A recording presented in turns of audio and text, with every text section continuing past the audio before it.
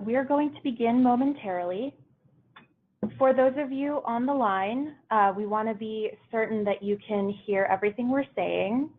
So if a couple of folks could just pop over to the chat window and confirm that you can hear us, that would be great.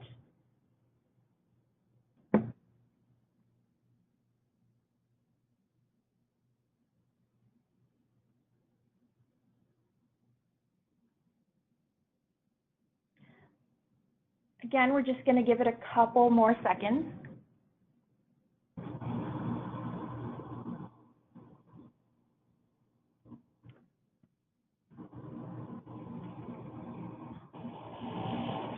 All right, well, I am going to take that as yes, you can hear us because closed captioning is working. All right.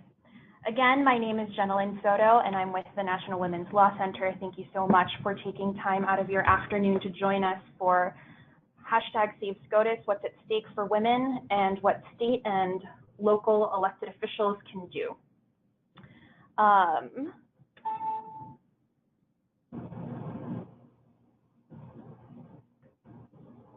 Give us a second. We're having some technical difficulties. There we go. So quickly about the National Women's Law Center, we've been fighting for and advancing the rights of women, girls, and their families for more than 45 years. The Law Center champions policies and laws that help ensure women and girls achieve their potential at work, at school, at home, and in their communities. Across the Law Center, our deep expertise includes workplace justice, income security, child care and early learning, healthcare and reproductive rights, and K-16 and Title IX education. We also have the Legal Network for Gender Equity to combat sex discrimination, and we also house and administer the Times Up Legal Defense Fund. Additionally, we also have much expertise in judges, nominations, and why courts matter. So the purpose of today's webinar is to provide state and local elected officials, you all on the call today, with updates on the fight to save SCOTUS, share new polling and messaging, and highlight potential engagement opportunities. With that, I'm going to hand it off to my colleague, Rachel Easter.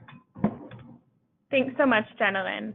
As you said, the National Women's Law Center has been fighting for the rights of women and girls for more than 45 years. And we can say without a doubt that the stakes have never been higher than they are with the nomination of Brett Kavanaugh to the U.S. Supreme Court. The court's decisions have shaped and given meaning to many of our fundamental constitutional rights and most cherished legal protections, from the right to make personal decisions about reproductive health, to healthcare coverage, to the right to equal opportunities in the workplace and schools.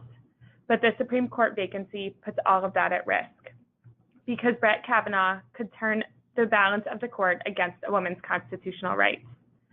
And as we know, a number of cases working their way through the courts could be heard by the Supreme Court, meaning that in the next few years, a woman's access to health care, including reproductive health care, and their opportunities at work and school could be under threat. For example, there are a number of abortion-related cases in the pipeline to the Supreme Court, and this is no accident. We know that anti-abortion opponents have been trying to pass unconstitutional laws in the states for years. And as many of you know, if Roe were overturned, at least 20 states are poised to seek immediately to ban abortion, and an anti-abortion Congress and president could also ban abortion nationwide. Gutting or undermining Roe could also open the door to attacks on birth control. Cases about whether women lose access to birth control because of the Trump administration's policies, their employers' religious beliefs, or other restrictions are currently working their way through the courts and could be decided in horrifying ways by a court with Brett Kavanaugh on it. The Supreme Court could also continue the assault on the Affordable Care Act. Those who want to overturn the ACA continue to bring court challenges. One case working its way through the courts was brought by Texas and other states who argue the law is invalid, and it particularly targets provisions that protect individuals with pre-existing conditions. Without the ACA's protections for people with pre-existing conditions, we could be dragged back to the days when having a cesarean delivery or even receiving treatment for rape was considered a pre-existing condition that limited access to health insurance. If this case works its way to the Supreme Court, a new court would have the opportunity to undermine or completely get rid of the ACA. And opportunities for women and girls at school and work are also at stake. Corporations have been plotting for years to undermine workers' protections in the courts. The next Supreme Court justice will decide cases critical to the future of working women and their families. For example, people who face workplace harassment and other forms of discrimination need to be able to hold their harassers accountable, including in the courts. And the Supreme Court often weighs in on how courts approach these claims and what hurdles women will have to overcome in order to actually have their day in court. In addition, the Supreme Court will likely soon weigh in on the question of whether the federal law's ban on sex discrimination in the workplace prohibits discrimination on the basis of sexual orientation or gender identity, threatening opportunities for LGBTQ individuals. And in schools, we know that voices opposed to civil rights have schemed for years to undo laws that protect girls, women, students with disabilities, LGBTQ students, and other students of color. For example, Title IX requires that schools treat survivors fairly and address sexual violence before it becomes an issue. But the Supreme Court can make it harder to fight sexual harassment in school, threatening all students. And we know that anti-LGBTQ groups have filed transphobic lawsuits demanding that schools police bathrooms.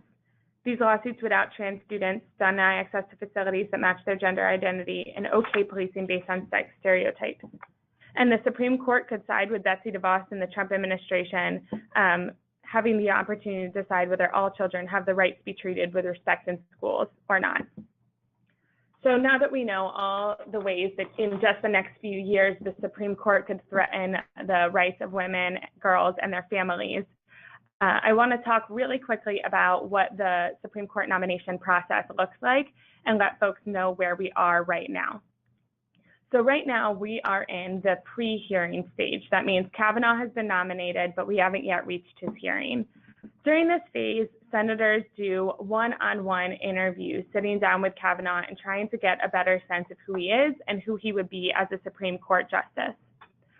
In addition, we have the opportunity to review Kavanaugh's Senate Judiciary Questionnaire, which gets more information about his bio, cases that he has weighed in on, and digs in a bit more into his role in the Bush White House.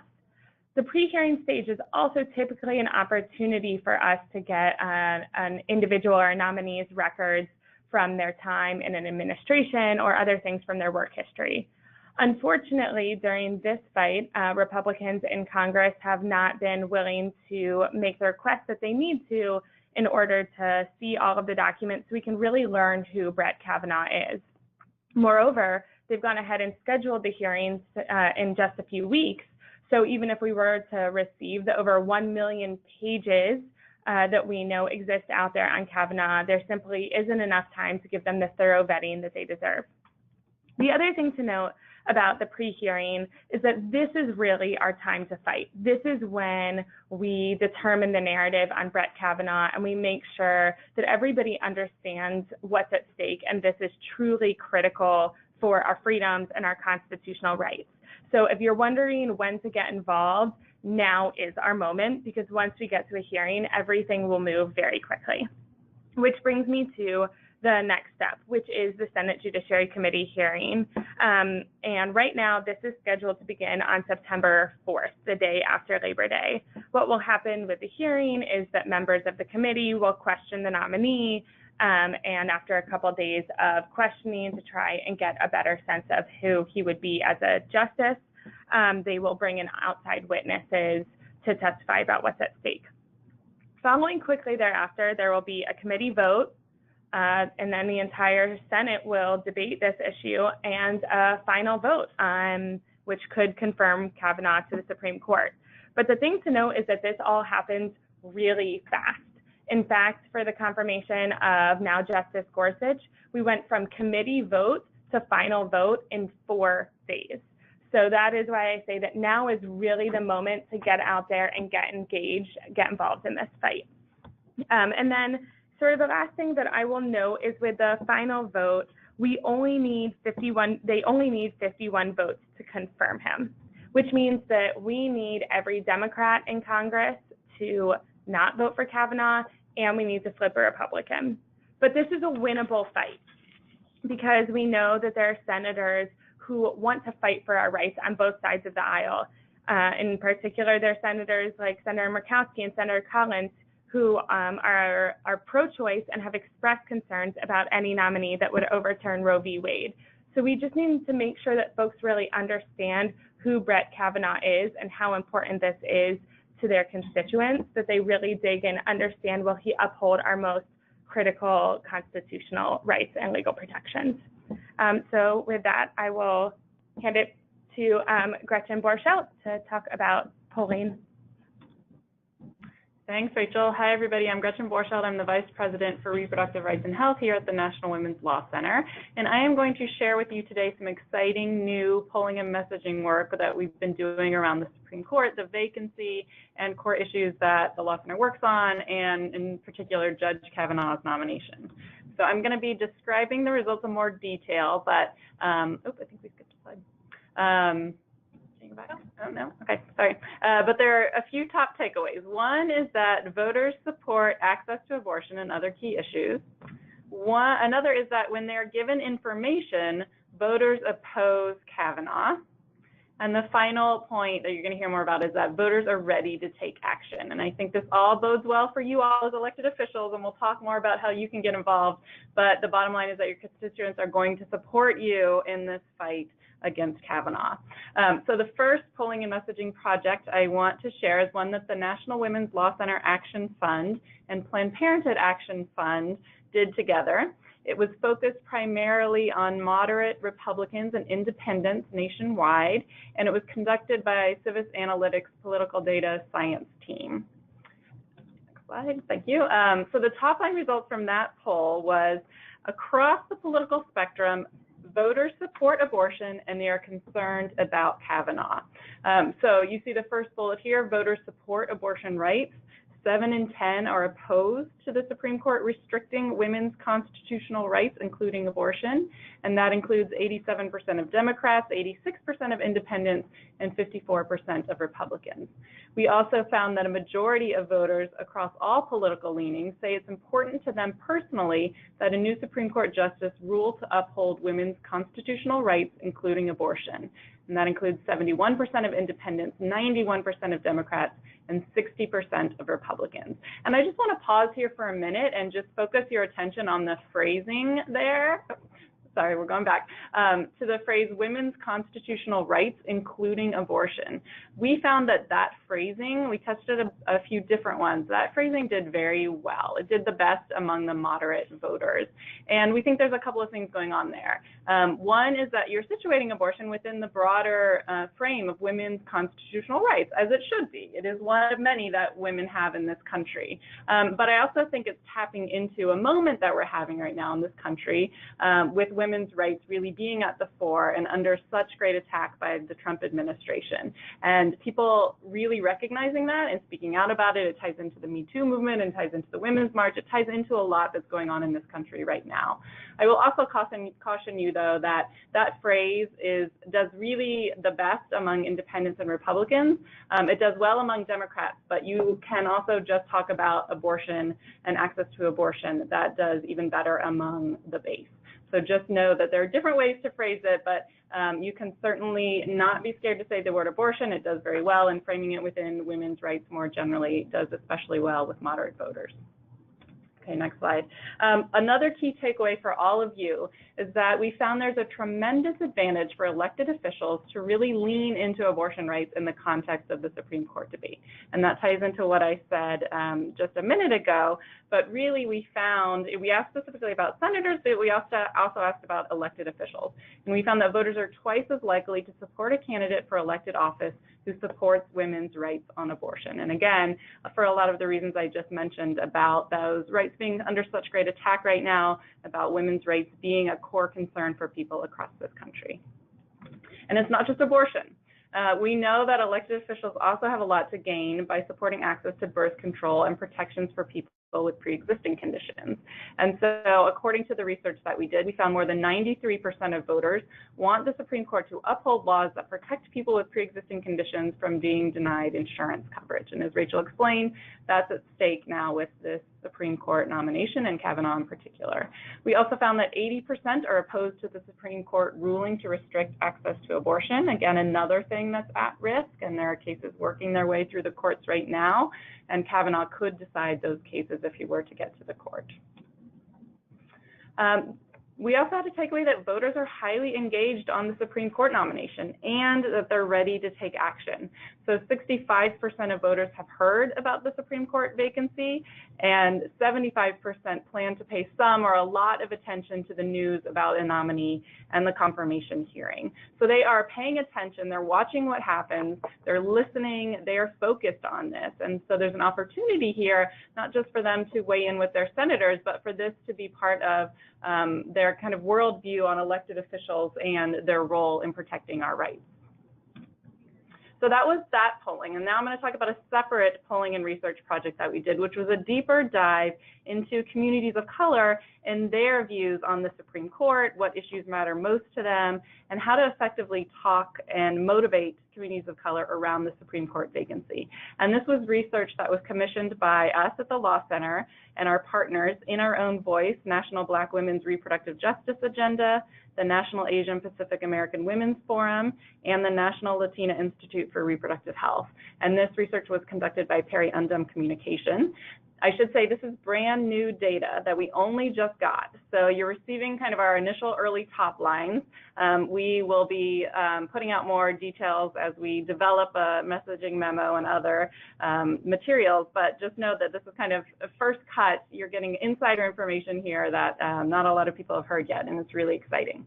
So in terms of our key findings, large majorities of communities of color think that the country is heading off on the wrong track. So you can see here 88% of Black respondents, 75% of Latinx respondents, and 75% of API respondents think that.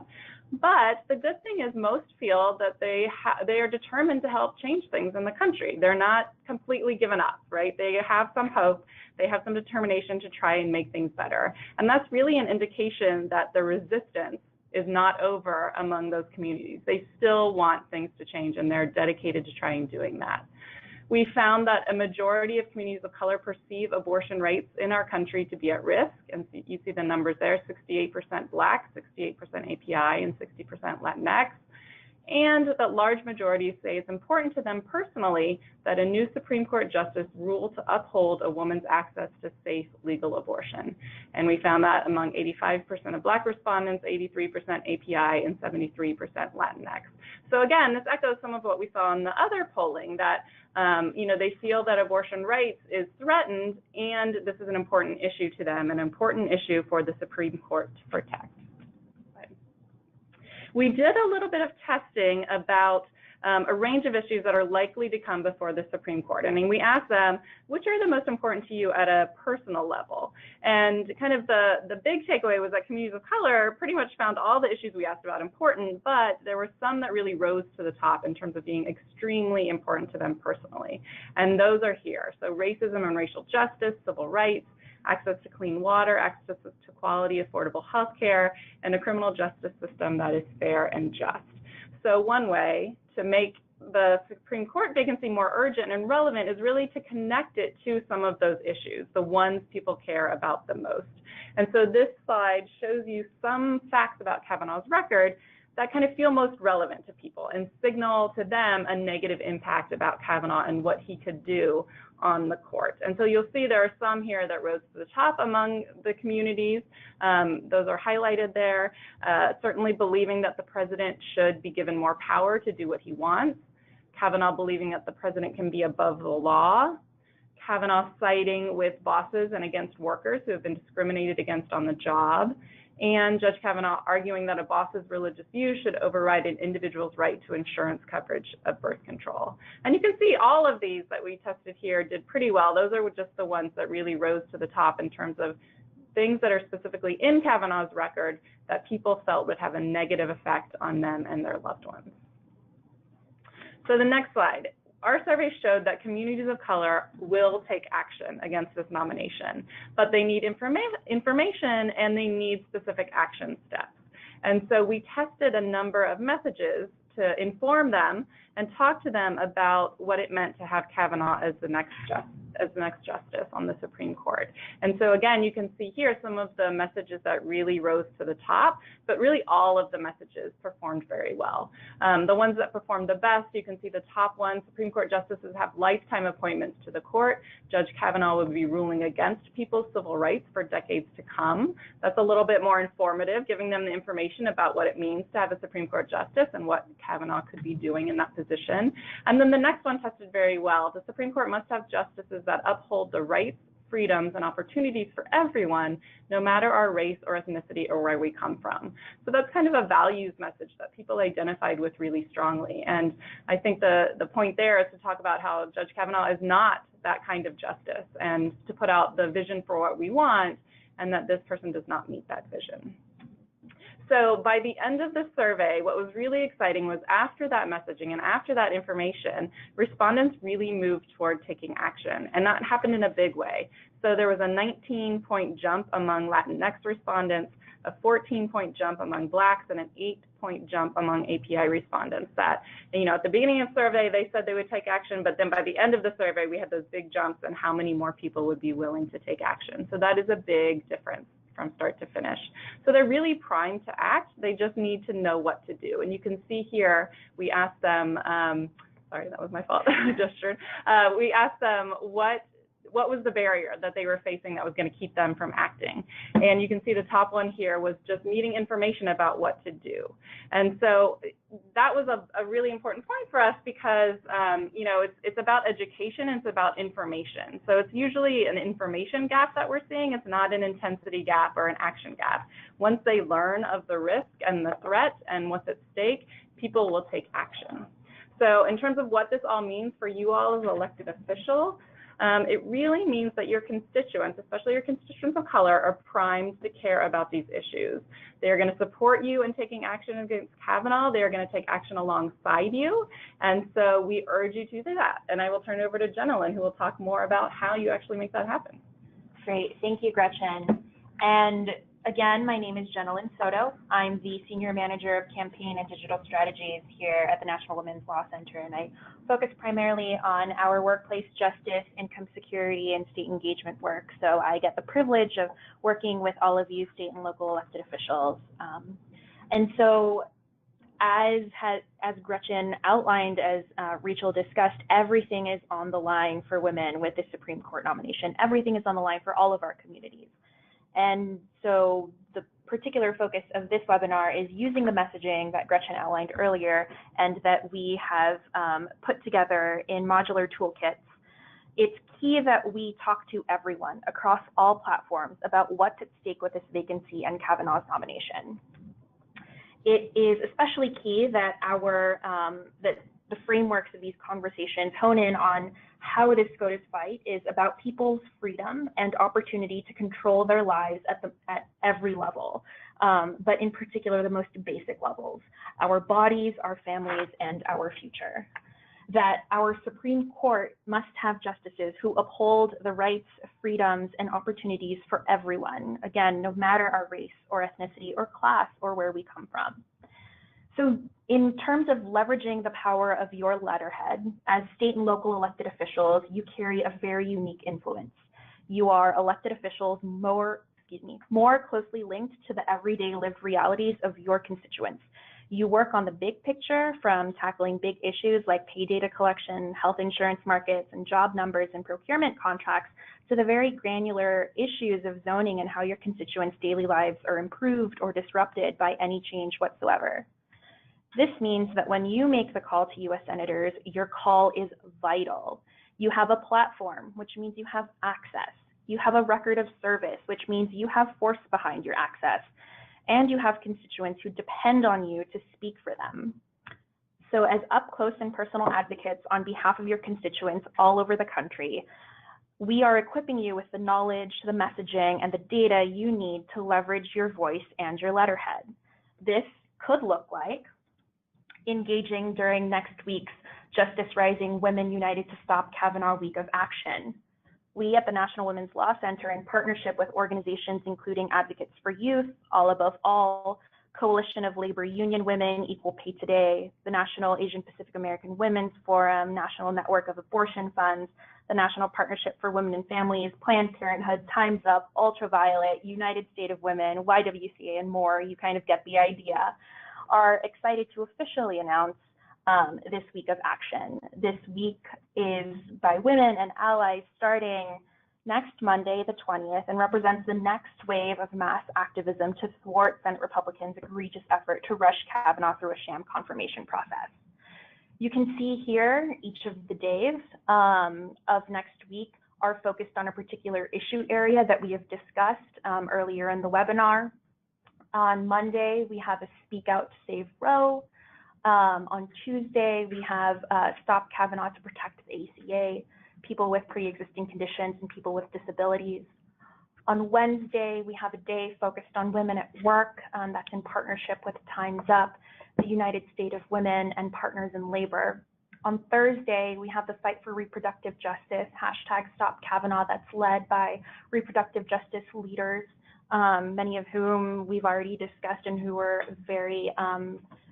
key partners in the communities of color polling. And on Friday, we've got Fighting for Our Future, which is focused on the voices of youth, students, and educators.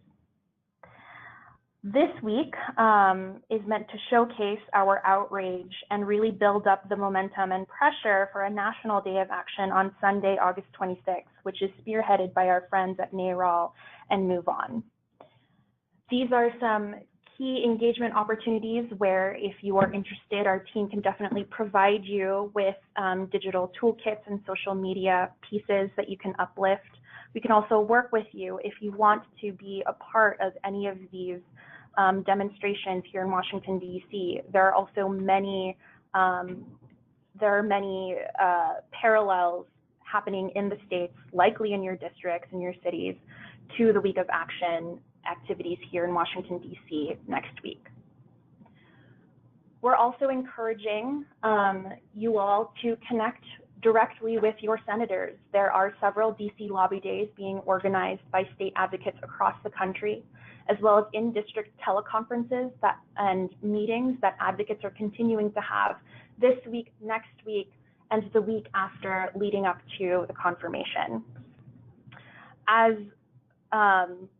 As folks are coordinating across the coalition, the National Women's Law Center is plugged in, and we're more than happy to provide you with the resources, the connections to these groups, as well as PR and digital supports. As I said, these PR supports include op-ed writing and pitching, media training for a radio show or TV if you're willing to engage, for influencers, and connecting you with the advocates to talk about why this rushed, uninformed, and dangerous Supreme Court nomination is such a threat to our democracy.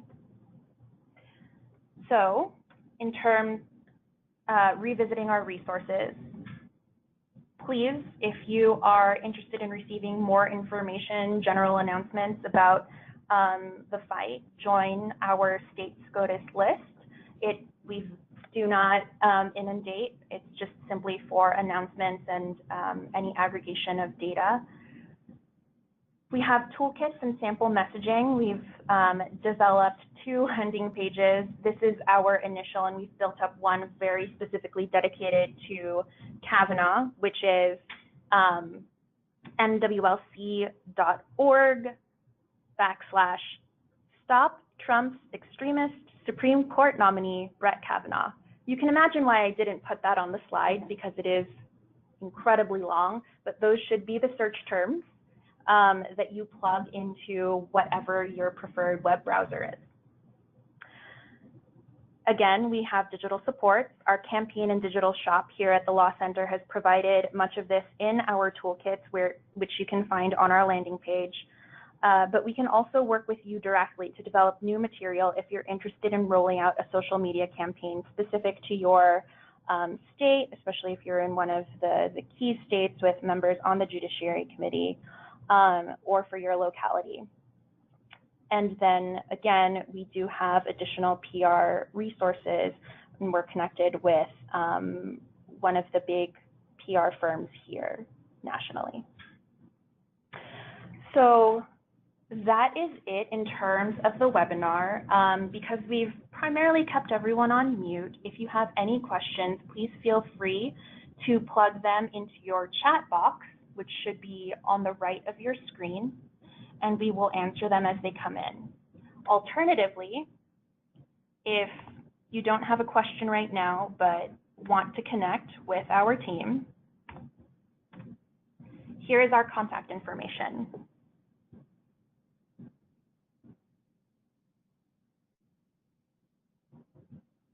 So again, if you have any questions, whether to clarify some of the polling and messaging that Gretchen was discussing, the confirmation process for Rachel, or if you are interested or have additional questions about engagement opportunities, whether speaking or op-eds or social media, please feel free to flag them in the question section in the chat box,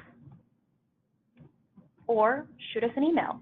I'm going to pause for about a minute to give everyone an opportunity.